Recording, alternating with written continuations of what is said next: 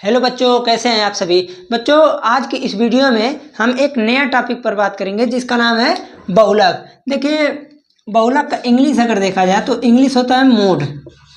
ध्यान दीजिएगा, बहुलक का इंग्लिश होता है मोड और माध्य का आप लोगों को पता होगा उसका होता है मीन। तो खैर, हम माध्य का तो चर्चा कर चुके हैं, माध्य जो है खत्म हो चुका है।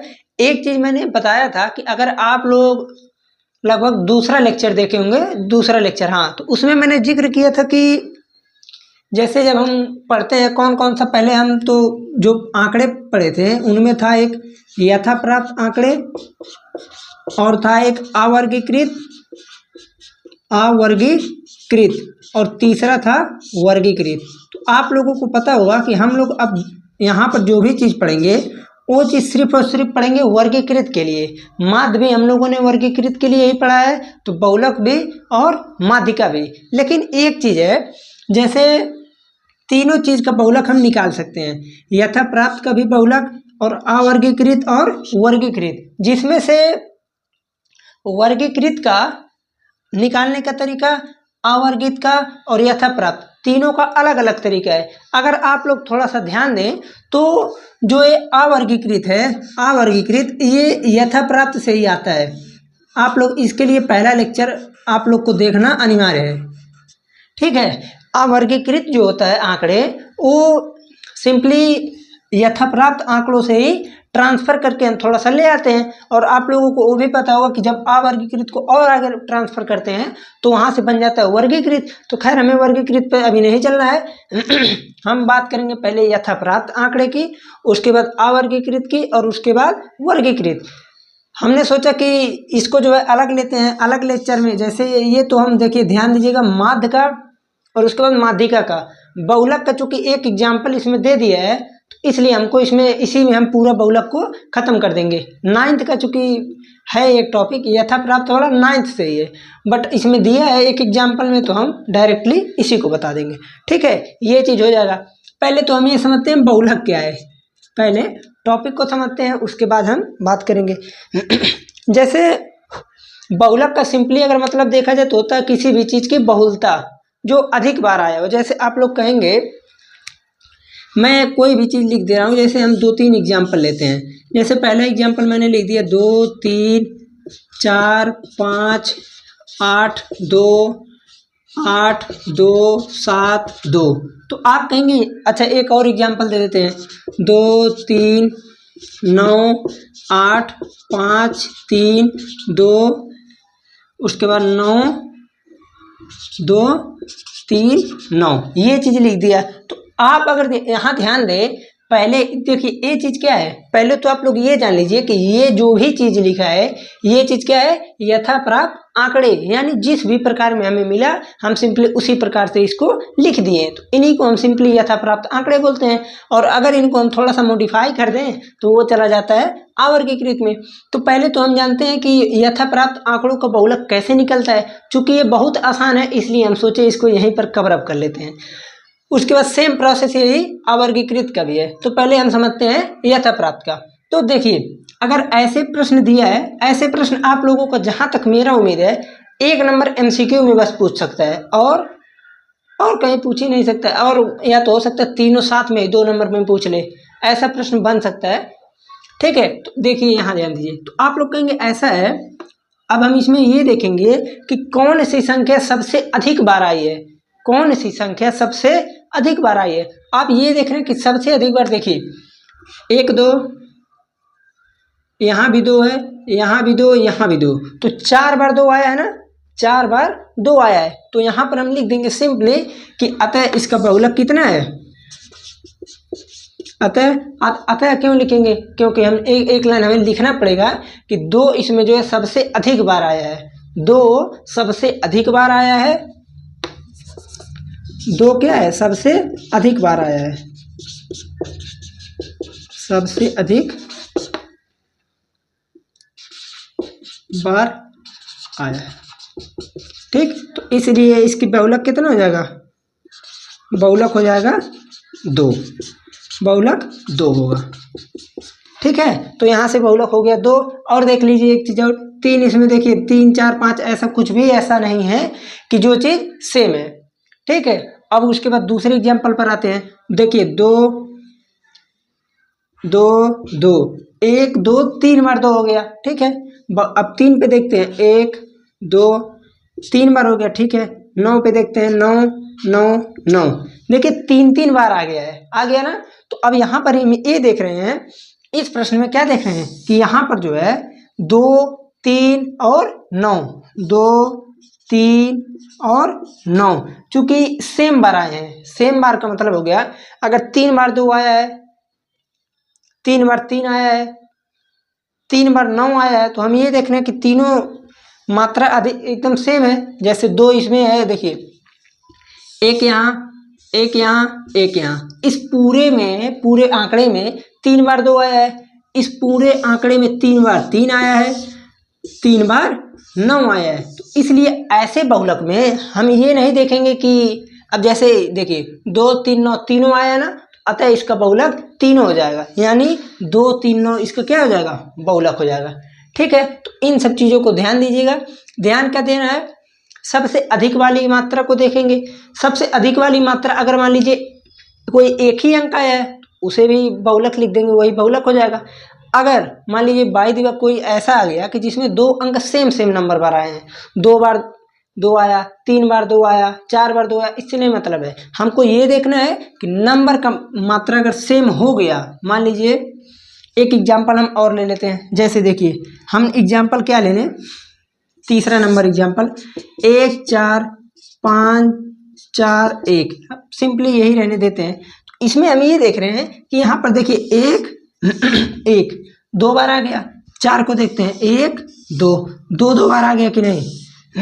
तो अतः इसका बहुलक कितना हो जाएगा, 1 और 4, बहुलक हो जाएगा 1 और 4, ठीक है। तो यही बहुलक होता है। बहुलक में सिंपली हम बहुलता देखते हैं कि किस नंबर की बहुलता सबसे ज़्यादा है, तो यही हमें देखना है। ये एक चीज़ और, जैसे मान लीजिए ये बहुलक आए तो ठीक है, इसे हम सिंपली बहुलक ही बोलेंगे, ठीक है।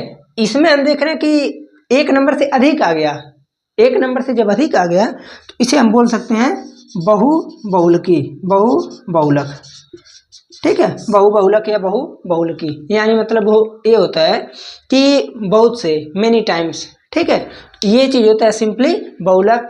आप लोगों का इतना तामझाम कुछ नहीं, ऐसे ही कोई एक लाइन दे देगा, कोई भी एक यथाप्राप्त आंकड़े दे देगा, सिंपली पूछ लेगा कि इसका बहुलक बताइए। तो आपको सिंपली क्या करना है, जो सबसे ज़्यादा बार आया वही हो जाएगा आपका बहुलक। ये था आप लोगों का यथाप्राप्त आंकड़े।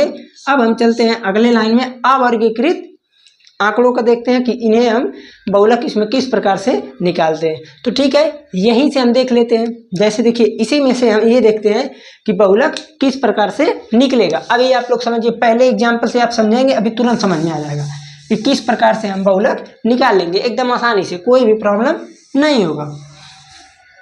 देखिए जब हम इसे अवर्गीकृत में बदलेंगे, जब भीग जाता है तो लिखाता नहीं है, जब अवर्गीकृत में बदलेंगे तो पहले तो हम क्या क्या कॉलम बना लें, सिंपली देखिए 2 3 3 4 5 8 7 भी है, 7 चलिए लिख लेते हैं, कोई बात नहीं।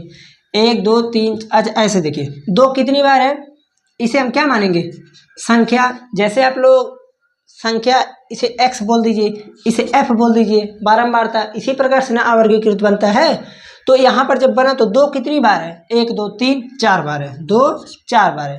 3 कितनी बार है, 1 बार।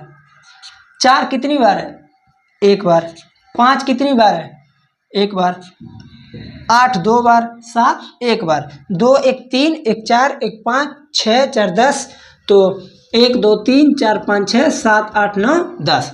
अब देखिए इसमें आपको क्या करना है, तो जिसकी, अब यहाँ से आप लोगों को और थोड़ा सा क्लियरिटी मिलेगा। कैसे क्लियरिटी, देखिए जिसकी संख्या सबसे अधिक बार आई है, यानी जिसका बारंबारता सबसे अधिक है, जिसकी बारंबारता से आप लोगों को क्या चीज़ समझ में आ रही है, बारंबारता, जिसकी संख्या अधिक बार आई है, अधिक बार रिपीट हुआ है, उसे हम क्या बोलते हैं, बहुलक। ये मैंने शुरू में बताया है। अब यहाँ से आप लोग देख रहे हैं कि इसकी बारंबारता कितनी है, 4, बारंबारता सबसे बड़ी इसमें क्या है, 4।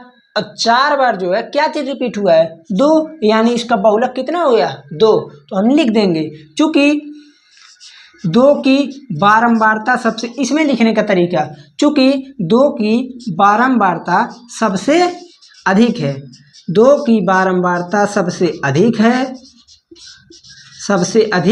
है, इसलिए बहुलक बराबर कितना हो जाएगा, 2। तो देखिए आप लोगों को चाहे ये यथाप्राप्त आंकड़े मिले चाहे अवर्गीकृत आंकड़े मिले, आंसर सेम आना है। बस एक चीज ध्यान दीजिएगा कि एक क्वेश्चन ना बदलने पाए, नहीं तो आंसर सेम थोड़ी ना आएगा। तो उसमें आप लोग ये मत कहिएगा कि गलत है, ठीक है। तो इसमें पहले वाले में एक बार थोड़ा सा रिपीट कर देता हूँ।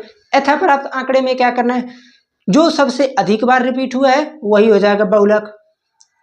इसमें भी वही करना है, बट आप लोगों को समझने के लिए जिसकी बारंबारता सबसे अधिक होती है उसे हम सिंपली क्या बोलते हैं, बहुलक। तो यहाँ पर देख रहे हैं कि 4 बारंबारता सबसे बड़ी है, तो इसके सामने वाला ये क्या हो जाएगा, बहुलक, ठीक है। तो इन सब चीज़ों को आप लोग ध्यान दीजिएगा। अब सेम ऐसे ही एकदम बस थोड़ा सा एक मॉडिफाई करना पड़ेगा, तो आप लोग पहुँच जाएंगे वर्गीकृत आंकड़ों पर, ठीक है। तो अब आप लोग इसे नोट कीजिए, तब तक हम चलते हैं अवर्गीकृत आंकड़ों का निकालते हैं बहुलक।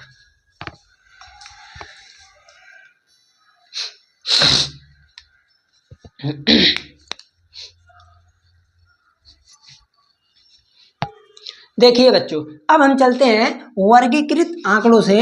वर्गीकृत आंकड़े से क्या निकालेंगे, बहुलक। देखिए वर्गीकृत बहुलक निकालना बेहद आसान है, बस आप लोगों को एक फार्मूला रखना पड़ेगा।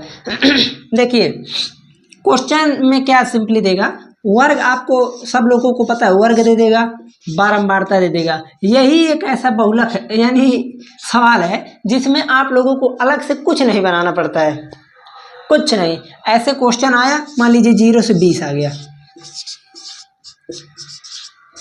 मैं सिंपली भाई 5 ही लाइन लिखता हूँ, 5 ही लाइन लिखूंगा। जब बुक का प्रश्न कराऊंगा तो बुक का प्रश्न तो देखेंगे कितना लाइन का है।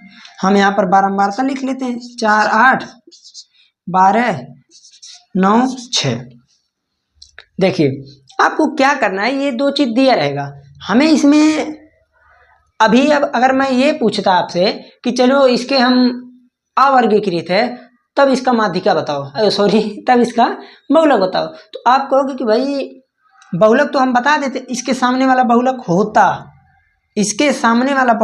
होता, बट यहाँ पर जब 2 नंबर है तो बहुलक कौन सा होगा नहीं पता है। तो इसीलिए इसके लिए एक फार्मूला है, फार्मूला क्या है, L1 plus F1 minus F0 अपान 2F1 minus F0 minus F2 into H। अब देखिए एक चीज और, इसमें सब कुछ हम बता रहे हैं, बस आप लोग थोड़ा सा धैर्य रखिए। धैर्य क्या रखना है कि ये सब क्या क्या चीजें हमें कुछ नहीं आता है, हम बता रहे हैं। देखिए सिंपली क्या कीजिए, जैसे जो इसमें सबसे बड़ा है आपको वही लेकर सॉल्व करना है, ये नहीं है कि कुछ अलग करना है, नहीं। जो सबसे बड़ा है उसे आप मानिए F1, अब F1 है तो उसके ऊपर F0 होगा, इसके आएंगे नीचे तो F2 होगा, इसके और नीचे आएंगे तो F3 होगा। ऐसा तो होना चाहिए। अगर मान लीजिए सबसे बड़ी वाली को आप F0 मानते हैं, मानिए सबसे बड़ी वाली को आप F0 मानते हैं, तो इसके ऊपर वाले को आप कुछ भी मानिए, तो आप फार्मूला को ही चेंज कर लीजिए। हम ये नहीं कह रहे कि फार्मूला यही है, फार्मूला आप अभी मैं F1 F0 माना हूँ तो फार्मूला इस प्रकार से बना। अब किताब में लगभग इसको F माना है, किताब में मैं तो देखा नहीं हूँ, खैर यहाँ पर लगभग F माना है, तो इसको F1 F2 मान लिया है, तो फार्मूला अभी तुरंत चेंज हो जाएगा।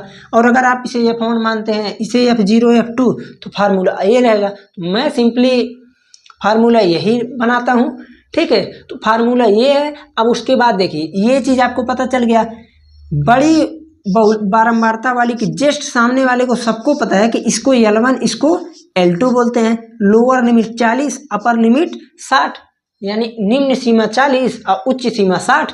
L1 और L2 निकल गया। और H क्या होता है, तो H आप सभी लोगों को पता होगा, H का मतलब होता है विस्तार। विस्तार यानी जो वर्ग है वो कितने से कितने अंतराल में है, उसका विस्तार क्या है, उसका हाइट क्या है, ठीक है। इन्हीं चीज को हम सिंपली बोलते हैं एच। एच यानी विस्तार। तो इस वर्ग का विस्तार कहाँ से कहाँ तक है, तो आप कहेंगे 0 से 20 ही तक है। हम कहें इस लाइन में तो इतना है, इसमें बताओ, तो आप कहोगे 20 से 40 तक है। यानी मिला जुला कर पूरा डिफरेंस अगर देखें L2 माइनस L1 तो कितना आ रहा है 20। L2 माइनस L1 कितना आ रहा है 20 आ रहा है। तो बच्चों आप लोग ध्यान दीजिएगा कि 20 में से 0 घटाएंगे तो 20, 40 में से 20 घटाएंगे तो 20। कन्फ्यूजन में नहीं पड़ने का। अब आते हैं नीचे सॉल्व करने का तरीका थोड़ा सा भाई ध्यान दीजिएगा, नहीं तो गलती हो जाता है, ठीक है। L1 का मान कितना है 40 प्लस F1 का मान 12 माइनस F0 8 अपान 2F1 यानी 2 गुणे 12 माइनस 8 माइनस 9। देखिए F2 9 है, 9 हो गया इंटू 20।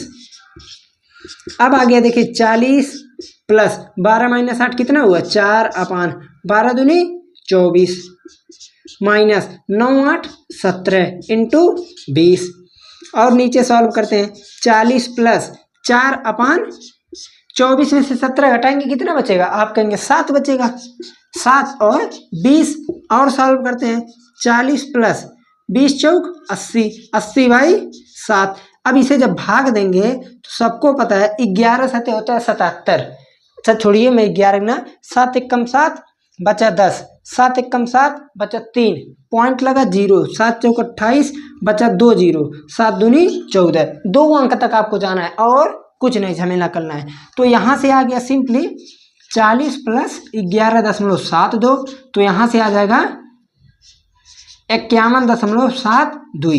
देखिए ये चीज आ गया आपका आंसर, ठीक है। तो इन सब चीजों को दीजिएगा ध्यान कि किस प्रकार से बहुलक निकल रहा है। मैं तो इसे सिंपली समझता था कि 4 नंबर में प्रश्न, ये चीज 4 नंबर में आएगा, ये चीज 4 नंबर में आएगा, आ भी सकता है, कोई बड़ी बात नहीं है। बट हुआ क्या था, जब मैं पेपर दिया था 10th का, तो उसमें प्रश्न में क्या बोला था कि निम्नलिखित में जैसे ऐसे सारणी बना दिया, आप लोगों को ऐसे नहीं देगा, पेपर में सारणी के रूप में देगा जैसे बुक में दिया रहता है, यही चीज ऐसे सारणी बना देगा, ठीक है। यही दिया था और बोला था कि बहुलक वर्ग बताइए, बहुलक वर्ग बताइए। मैं जो है क्वेश्चन को पूरा नहीं पढ़ा था, मैं सिंपली बहुलक निकाल के चला आया था। अब क्वेश्चन था 1 नंबर का, क्योंकि बहुलक वर्ग पूछा था, तो मैं आप लोगों को बताता हूँ बहुलक वर्ग निकालने का ट्रिक। बहुलक वर्ग निकालने का ट्रिक सिंपली क्या है, जो आप लोगों को सबसे बड़ा होता है बारंबारता, उसी के जस्ट सामने यही होता है बहुलक वर्ग। तो इसका बहुलक वर्ग आपको लोग लिख देंगे 40 60, यानी जो बहुलक आएगा वो किसके किसके बीच में आ सकता है 40 और 60। ये चीज आप लोगों को सबसे पहले समझ में आ जाना चाहिए कि अगर F1 ये बना है तो L1 ये बनेगा और L1 ये बनेगा, तो L1 L2 इन दोनों के बीच में ही आएगा आपका आंसर, ठीक है। तो ये चीज समझ में आ गया। एक चीज और बता देते हैं, वो सब समझना थोड़ा सा है, बढ़िया है बात है। जैसे मान लीजिए अगर ये सबसे बड़ी बारंबारता को हम F1 मानते हैं, अगर सबसे बड़ा यहाँ पर शुरू हो जाए, यहाँ पर शुरू होने का मतलब आप लोग 1 सेकेंड यहाँ पर समझिए, दिख रहा है ना, हाँ ठीक है। यहाँ पर समझिए, जैसे मान लीजिए यहाँ पर बारंबारता दिया था 4 8 12 9 16, तो मैंने F1 बड़ी वाली को माना। अगर यही चीज ऐसे शुरू हो जाता 20 11 9 8 16, एक और हम बता दें शुरू हो जाता 9 8 7 11 19, तो आप इसमें और इसमें दोनों में आप F1 किसे मानते हैं, F1 किसे मानते हैं, और F1 किसे मानते हैं F0 F2 क्या होता, तो आप कहेंगे सबसे बड़ी तो हमको 20 दिख रहा है, यानी F1, अगर ये F1 ये बना तो F2 ये बनेगा, ये तो है F0 कहाँ गया, इसमें आइए, सबसे बड़ा अगर F1 है, ये F0 है, तो F2 कहाँ गया।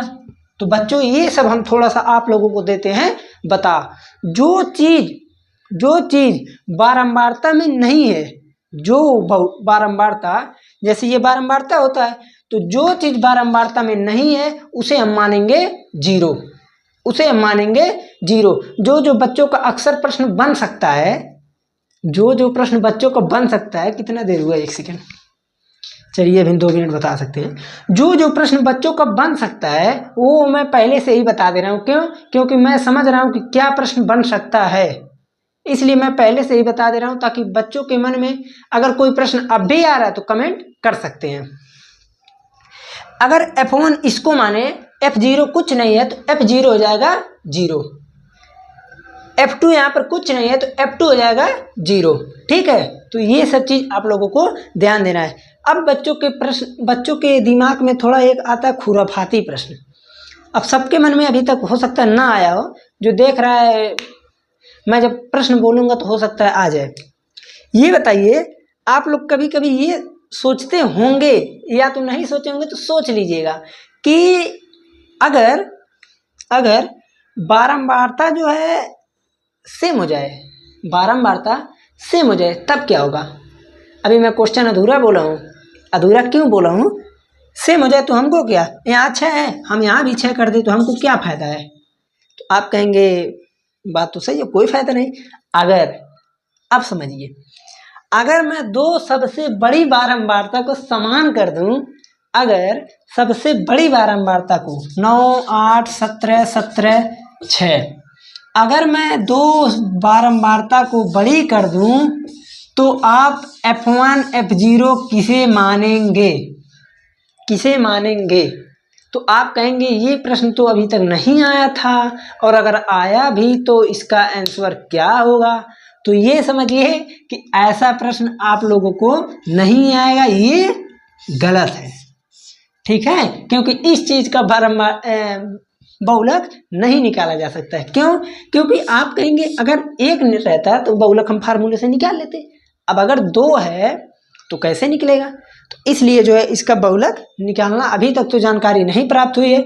अब अगर बहुलक मान लीजिए आप लोगों को 10th में मिला, 11th में भी मिलेगा, ऐसे ही बहुलक मिलेगा, सिंपली मिलेगा, तो आप लोगों को वहां भी ऐसा नहीं पढ़ना है कि जिसमें डबल मिल जाए। अब हो सकता है कभी आगे मिले डबल, तो हो सकता है उसको पार दिया हो, लेकिन अभी तक तो जानकारी प्राप्त से बहुलक डबल का निकाला नहीं जा सकता, ये रॉन्ग है। ठीक है, तो हमें लगता है कि आप लोगों को इस वीडियो में बहुलक से बहुत ज़्यादा जानकारी प्राप्त हुई है। अगर इस वीडियो से आप लोगों को कुछ फायदा हुआ है, पढ़ के लग रहा है हाँ बहुलक समझ में आ गया, तो चैनल पर पहली बार आए तो चैनल को सब्सक्राइब कीजिए और उसके बाद अपने दोस्तों तक भी शेयर कीजिए, ताकि आप भी पढ़ें, आपके दोस्त भी पढ़ें। उसके बाद और एक चीज़ और, मन लगाकर पढ़ाई कीजिए ताकि बोर्ड में बढ़िया नंबर आए ही आए। और उसके बाद चीज़ों को समझते चलिए, चीज़ों को समझते चलेंगे तो फायदा ज़्यादा होगा। ठीक है, तो अब हम चलते हैं और मिलते हैं अगले लेक्चर में कुछ प्रश्नावली के प्रश्न और कुछ उदाहरण के साथ। धन्यवाद।